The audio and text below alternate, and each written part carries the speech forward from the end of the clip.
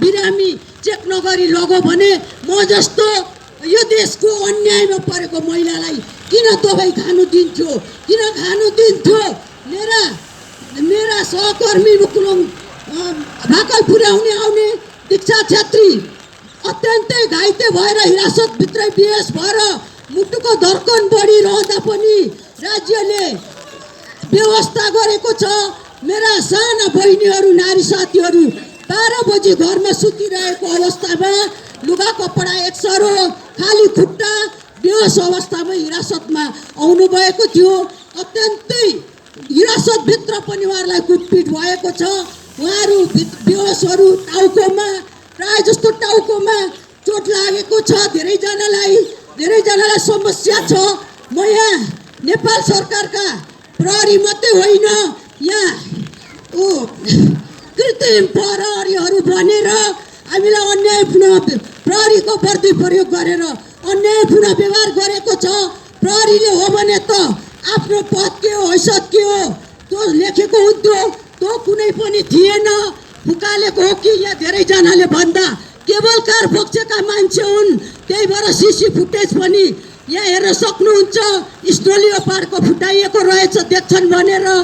अनि प्रहरीले मलाई गिरफ्तार गरेको हो भने त वारेन्टेड आउँथ्यो, महिला प्रहरी आउनुहुन्थ्यो नि।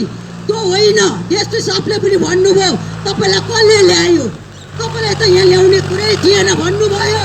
त्यसले मलाई कृत्रिम प्रहरी र पुरुष प्रहरीहरूले गिरफ्तार गरेर नाना थरी गाली गलौज गर्दै भित्र लगेको छ। म सर्वोच्च अदालत न्याय प्रेमी महिला यो देशका मानव अधिकार प्रेमीले मात्रै हामी माथि न्याय गरेको छ। राज्यको चौथो अङ्ग पत्रकारलाई पनि हामी समक्ष भेट्न दिएको छैन।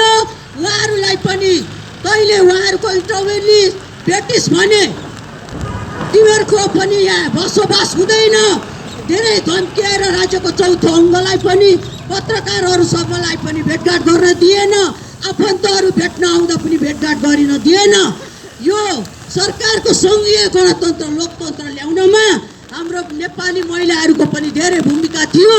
तर आफ्नो पक्षमा हामी नारी हौँ भन्दै गर्दा, हामी पनि बोल्न पाउनुपर्छ भन्दै गर्दा एकल नस्लीय, एकल जातीय, एकल लैङ्गिक सरकारले अन्यायपूर्ण अत्यन्तै, यो म सरकारलाई भन्छु, अत्यन्तै कमजोर र असफल सरकारले कमजोर र असफल निर्णय गरेकोमा घोर आपत्ति र निन्दा गर्नुहोस्, दमन गर्नुहोस्।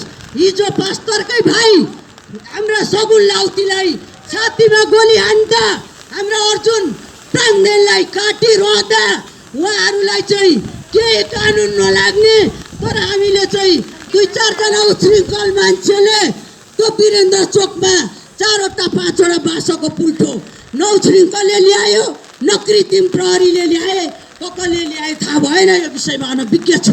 तर त्यसको आरोप हस्पिटलमा भएको मान्छेलाई लगेर हामीलाई मुद्दा चलाइयो। गर्नु पर्थ्यो, कसले गल्ती गर्यो, हामी अन्यायको अथवा गल्ती गर्नेलाई कारवाही हुनुपर्छ। तर हस्पिटलमा सुतिरहेको, बिरामी भइरहेको, घरमा सुतिरहेको मान्छेलाई त्यसरी मुद्दा हालिरहनु, हाम्रो भविष्यमाथि खेलगाड गर्नु अत्यन्तै अहिले सरकारले हामी माथिको एउटा मानवताको पनि व्यवहार नगरिएको